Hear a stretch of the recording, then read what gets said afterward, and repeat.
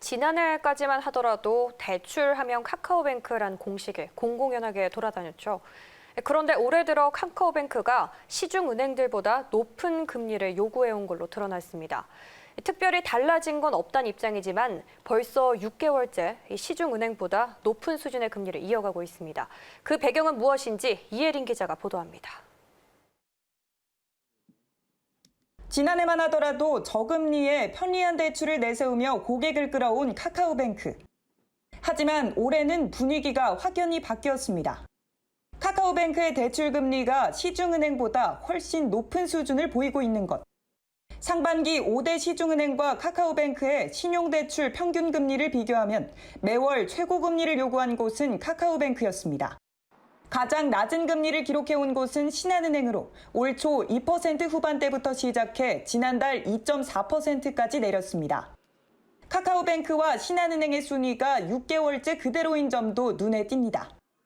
마이너스 통장의 금리를 따져봐도 카카오뱅크가 가장 높은 수준. 이유는 뭘까? 지난해 하반기부터 시중은행 간 대출금리 경쟁이 이런 결과로 이어졌다는 분석입니다. 코로나 사태에서 대기업 직장인 등을 대상으로 초저금리에 이른바 황제 대출 공급을 늘린 것도 시중은행의 평균 금리를 낮춘 것으로 보입니다. 카카오뱅크는 지난해와 내부 대출 정책이 달라진 것은 없다는 입장입니다.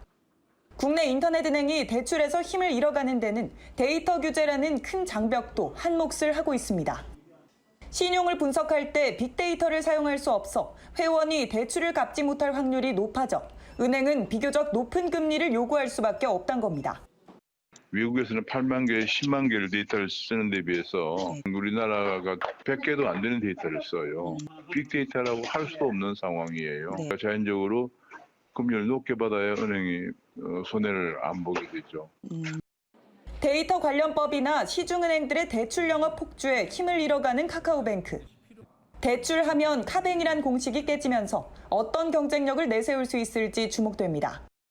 매일경제TV 이혜린입니다.